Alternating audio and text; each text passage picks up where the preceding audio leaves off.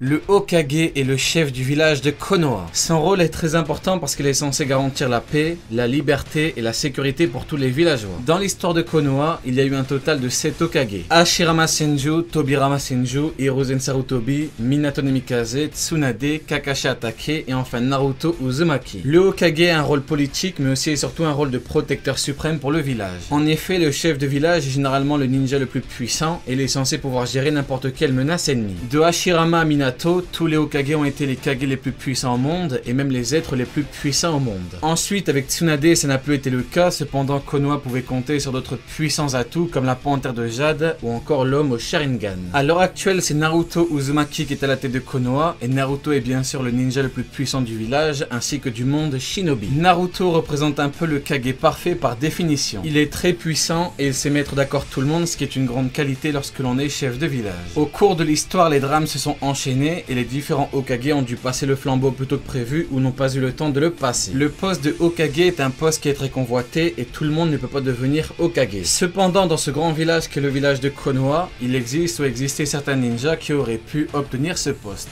Bonjour à tous, je suis Ryo Sensei. Aujourd'hui on voit ensemble 10 personnages qui auraient pu devenir Hokage. On n'oublie pas le pouce bleu parce que ça fait plaisir et parce que vous le savez bien, Naruto c'est trop bien, Naruto c'est la vie, Naruto vie.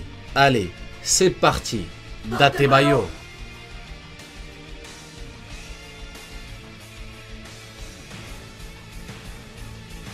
On commence avec un ninja légendaire, avec un ninja d'exception, avec une figure historique du village de Konoha. Madara Uchiwa. Madara est l'un des plus puissants shinobi de tous les temps. C'était le chef du clan Uchiwa et le grand rival de Hashirama, le chef du clan Senju. De base, pour pouvoir combattre contre Hashirama sans se faire littéralement humilier, il fallait le faire. C'était le cas pour Madara, mais en plus de ça, il rivalisait avec la toute-puissance du dieu des shinobi. De par son surnom, Hashirama était le ninja au-dessus des autres ninjas. Cependant, Madara Uchiwa avait la puissance nécessaire pour le combattre. Le cas de Madara est très intéressant parce qu'il était à deux doigts de devenir Hokage. En effet, après l'alliance historique Senju-Uchiwa, Hashirama en personne propose à Madara de prendre le poste. Si Hashirama lui a offert cette possibilité, c'est parce qu'il savait que Madara avait les épaules pour assumer son rôle jusqu'au bout. Malheureusement pour lui, Tobirama poussa Hashirama à accepter un vote du peuple et ce dernier devint donc le premier Hokage du village de Konoha. Sakumo Hatake, le père de Kakashi Hatake. Sakumo, c'est le Cro-Blanc de Konoha, un ninja d'exception qui s'est grandement illustré par sa grande puissance ainsi que ses différentes victoires au cours de sa vie. Sakumo a participé à 2 grands conflits mondiaux et n'est jamais tombé au combat. C'est lui qui acheva les parents de Sasori qui étaient tous deux de puissants ninjas de Suna. Méfiez-vous des apparences, ces deux-là étaient redoutables. Le plus impressionnant avec Cro-Blanc, c'est qu'il était tellement puissant qu'il parvenait à faire de l'ombre 3 sannin légendaires du village de Konoha. On connaît tous le niveau de Tsunade, Jiraiya et Orochimaru. Quand on se dit que Sakumo avait lui aussi ce niveau, on voit un peu le personnage. Kakashi a toujours eu en tête l'idée de devenir un jour aussi puissant que son père. Kakashi est devenu Hokage.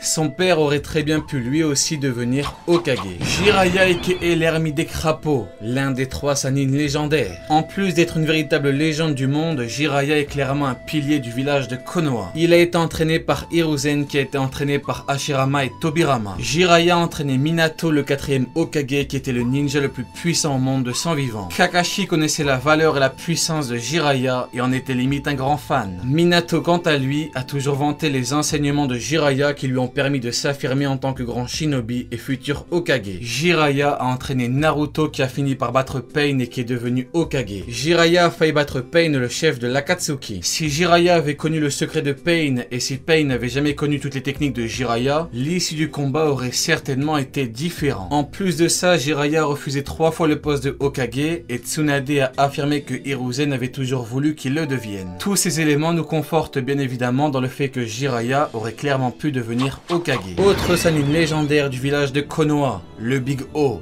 J'ai nommé Orochimaru. Orochimaru, c'est pour moi l'un des personnages les plus emblématiques de Naruto. C'est le grand méchant d'anthologie de la première grande partie. Il a fait partie de l'Akatsuki, il s'est tranquillement barré de l'Akatsuki, il a entraîné Sasuke et a même ramené à la vie les 4 premiers Hokage. Son palmarès en tant que personnage est juste incroyable. Orochimaru est un personnage exceptionnel et je pèse mes mots. En termes de puissance, Orochimaru est monstrueux même si, malheureusement pour lui, il s'est confronté confronté au Mangekyo dont il ne connaissait rien et s'est retrouvé à la merci de l'épée de Tozuka. Vis-à-vis de son rapport au poste de Hokage maintenant, Orochimaru savait qu'il était prédisposé à le devenir un jour parce que Hiruzen a toujours vanté son génie et sa grande facilité dans tous les domaines. Le problème, c'est que le troisième Hokage sentait qu'il était poussé par des envies malsaines et démoniaques, par conséquent il ne put se résoudre à le désigner comme successeur. Fugaku Uchiwa est le père de Sasuke et Itachi Uchiwa. C'est à la fois le chef du clan Uchiwa et le chef de la police de Konoha. Fugaku garantissait la sécurité pour tous les villageois et assumait son rôle à la perfection. Il avait une excellente réputation vis-à-vis de tous et était connu pour sa grande puissance. Rien que de par le fait qu'il était à la tête du clan Uchiwa, Fugaku était très puissant. En plus de ça, on ajoute sa paternité avec Itachi et Sasuke et on obtient Uchiwa au sommet. Là où Fugaku aurait chronologiquement pu devenir Hokage, c'est bien sûr post-révolte du clan Uchiwa qui visait justement à faire tomber le chef du village. À cette époque, c'est Hiruzen Sarutobi qui était à la tête de Konoha et qui était en première ligne dans le viseur de Fugaku. Il faut se dire que si le clan Uchiwa avait mené à bien sa révolte et qu'il était parvenu à faire tomber Hiruzen, c'est bien évidemment le chef du clan qui aurait eu le poste. Fugaku était le chef.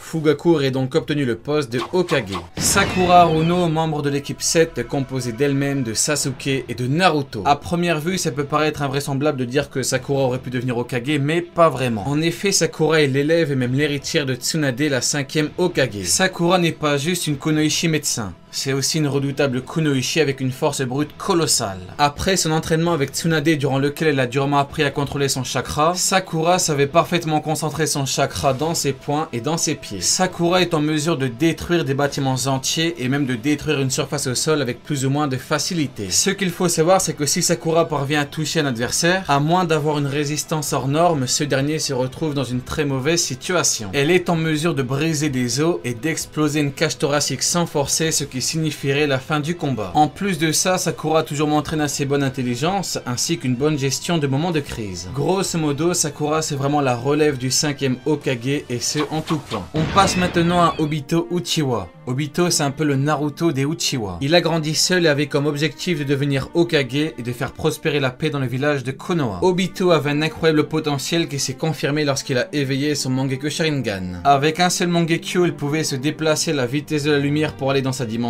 Il avait sa propre dimension et était littéralement intangible. Yamato, Kakashi, Naruto, Kiba, Hinata et Shino A6 n'ont même pas réussi à le toucher ne serait-ce qu'une seule fois. Imaginez Obito avec 2 Mangekyo. En termes d'exécution de techniques offensives et défensives, il aurait été monstrueux. Quand on prend en compte son immense puissance, son caractère ainsi que sa volonté profonde de devenir Hokage, on comprend bien qu'il aurait pu devenir Hokage. Shisui Uchiwa, le grand frère spirituel d'Itachi. Shisui a connu très jeune la violence des conflits mondiaux et a beaucoup combattu dans différents champs de bataille. Shisui avait la même particularité que Minato. Lorsque l'ennemi l'apercevait, il fuyait pour ne pas se faire annihiler. C'est Aodokiri qui donnera cette information en précisant que plus de 10 ans après l'avoir rencontré, son puissant chakra lui fait encore peur. Shisui aurait clairement pu être le nouveau Madara en termes de supériorité. Il avait l'un des genjutsu les plus puissants au monde ainsi que la possibilité de sortir un Susanoo. Shisui c'est également un grand pacifiste qui avait les idées claires ainsi qu'une réelle volonté de créer une paix à Konoha et dans le monde entier. Shisui aurait clairement pu devenir Hokage. Sasuke Uchiwa, le grand ami de Naruto et sauveur de l'humanité. À la fin de l'œuvre, Sasuke atteint un niveau de puissance juste magistral. Avec son Rinnegan, la moitié de la puissance de l'ermite Rikudo et son Susanoo parfait, Sasuke a atteint le sommet de la hiérarchie mondiale du monde shinobi. Sasuke s'est grandement illustré en prenant tout le monde à contre-pied lorsqu'il a avoué vouloir devenir Hokage. Ça en a surpris plus d'un, mais Sasuke avait ses raisons. En effet, après sa discussion avec les 4 premiers chefs de Konoha, Sasuke avait le choix entre vouloir sauver le village et le détruire. Il a finalement fait le choix de le sauver, mais il savait qu'il n'y avait qu'une seule solution pour que les choses changent radicalement. Devenir Hokage. En prenant en compte sa puissance suprême et sa volonté de changer les choses, Sasuke aurait clairement pu devenir Hokage.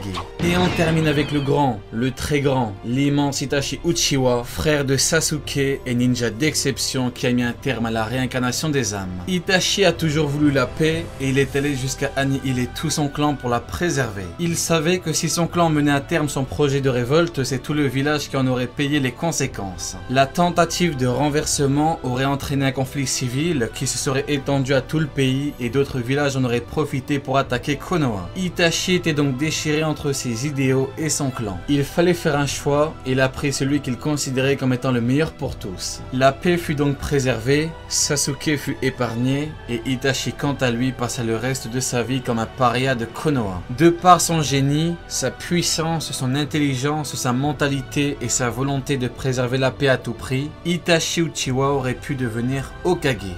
Allez, Jané, tu n'auras pas regardé ma vidéo pour rien.